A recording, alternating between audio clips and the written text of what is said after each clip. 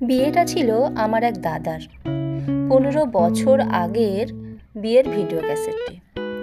হঠাৎ সেদিন আমার ভাইয়ের বাড়িতে গিয়ে অনেক দিন পর ভিডিও ক্যাসেটটি পুনরায় দেখলাম। পুরনো স্মৃতিগুলি রোমন্থন করতে খুবই ভালো লাগছিল। সেখানে ধরা পড়েছিল অনেক চেনা মানুষের ছবিগুলি, যার মধ্যে অনেকেই আমাদের এই মায়ার পৃথিবী ছেড়ে চলে গেছেন। যারা জীবিত আছি তাদের মধ্যে ঘটে গেছে অনেক পরিবর্তন। আমি নিজেও অনেক বদলে গেছি।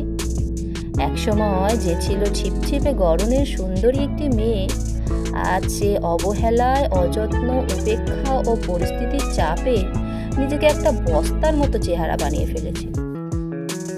তখন যারা শিশু ছিল তারা অনেকেই আজ নতুন সংসার পেতেছে। যারা ছিল সাংসারিক মানুষ আজ অনেকেই আমাদের মধ্যে নেই। যারা আছেন তারা অনেকেই রোগগ্রস্ত। যারা বৃদ্ধ ছিলেন বেশিরভাগই তারা গত হয়েছেন, বাকিজন শারীরিক যন্ত্রণায় ভারাক্রান্ত। আমরাও আজ সাংসারিক জগতে আছি। সারাদিন নিজেকে এর মধ্যেই ব্যস্ত রাখি, কিভাবে স্বামী, সন্তান, সংসারকে ভালো রাখা যায়। একদিন আমাদেরও এই মায়ার পৃথিবী ছেড়ে চলে যেতে হবে। আমরা প্রতিনিয়ত নিজেদেরকে ভালো রাখার জন্য লড়াই করে যাই। এর মধ্যে কেউ হারি, আবার কেউ জিততে পারি। সময়ের গতিতে সবই পরিবর্তনশীল। শেষ ঠিকানা যদি 3.5 হাত মাটি হয়, তাহলে কিসের এত ক্ষমতার দাপট?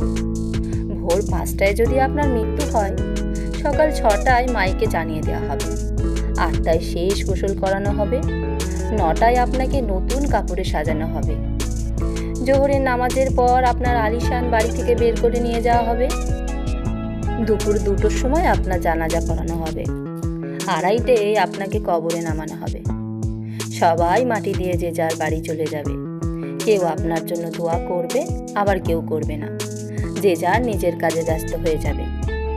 প্রিয়জন, আপনজনরা কিছুদিন আপনার কথা মনে করে চোখের জল ফেলবে। কিছুদিন পর সবাই আপনাকে ভুলে স্বাভাবিক জীবনযাপন করবে। এটাই তো পৃথিবীর নিয়ম।